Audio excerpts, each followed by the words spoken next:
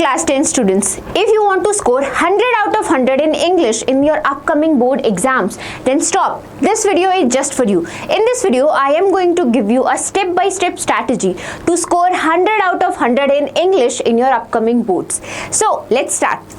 First, we know there are 4 sections. You know actually that there are 4 sections in the English paper. The first one is reading section, then grammar and writing section, and the final one, literature section, my dear kids. Each section carries different marks. Reading section is of 20 marks, grammar section is of 10 marks, writing section is also of 10 marks, and literature section is of 40 marks. Before we begin, I want you to know the common mistakes that most students do while attempting the English paper, and they lose around 20 to 30 marks, my dear kids. Do not repeat these mistakes in your boards. Now, what are these mistakes, ma'am? They only read the summary. They only read the summary of any particular chapter, and they do not learn the whole lesson. They do not read the whole lesson, right? So they cannot answer the literature questions very easily. Missing important keywords. The language that your answer is given in should follow the NCERT verbatim. If it is not following the NCERT verbatim, you are not going to get marks, my dear kids. Always focus on the important keywords that are written in NCERT and make sure to underline them using a pencil. Always do answer writing. Most students, what I have heard, what I have seen, they do not write their answers. They do not do answer writing practice. Give mock test. Write your answers. Solve previous year questions, right? No grammar practice. Again, they do not do grammar practice, and they do not read the poems properly. By reading poem, I do not mean just read the poem. Poem has lot of hidden meanings, right? They have themes, they have summaries, right? So try to understand each and every meaning of that particular poem so that you can answer the questions related to it properly. So that you can answer the questions related to poems properly. And all these mistakes are done by students, and because of these mistakes, they lose around 30 to 40 marks, my dear kids. Yes, so let's start with the first section, literature, which is of 40 marks. Okay. In literature section, we have poems and prose, right? Which are poems and the lessons we have, right? First and foremost, always do detailed explanation of poems. Always do not just read the poems.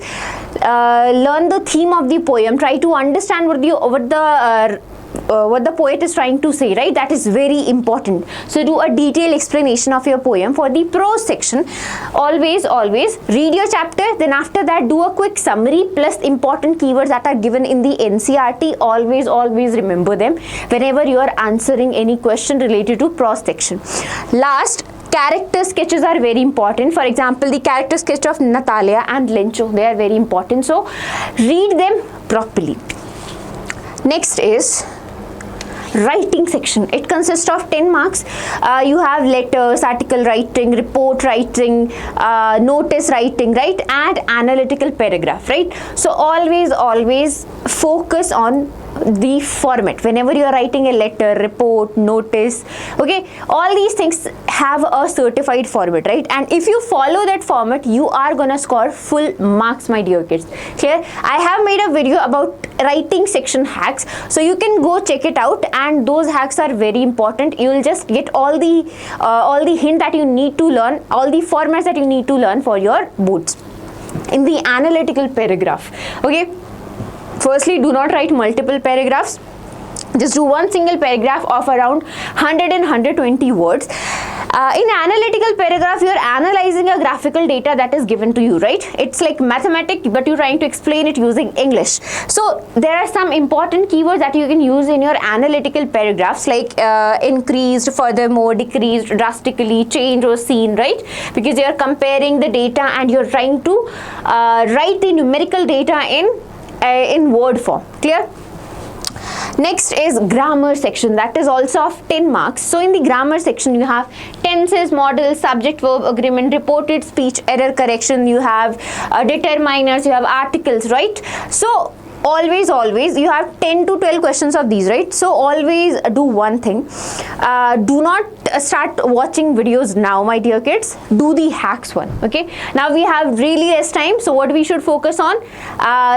Smart work, right? So start with the hacks. Watch the hacks video, and from there you get the basic understanding, right? Then after that, solve the last 5-year PYQs. Your last 5-year PYQs has all the pattern.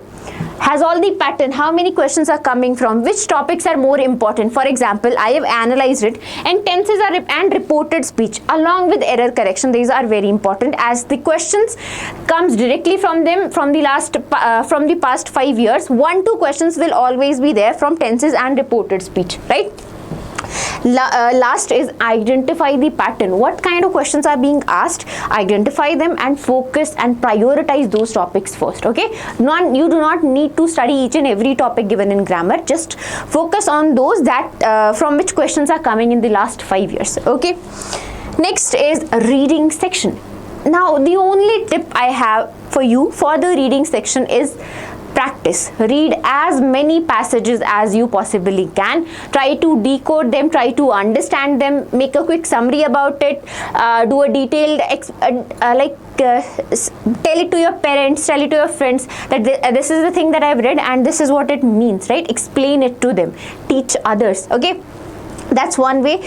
But also one more thing you can do, there's one hack actually. Whenever you're doing a reading section, a passage when you're doing, so always try to do one thing: read the questions first, so that you know what to look for in the passage, because you're not just going blindly there, right? What you want the answers of the questions that are written below the passage, right? Below that paragraph, right? So always read the questions first and then move on to the paragraph, right? So that you know which answer are you looking for, my dear kids.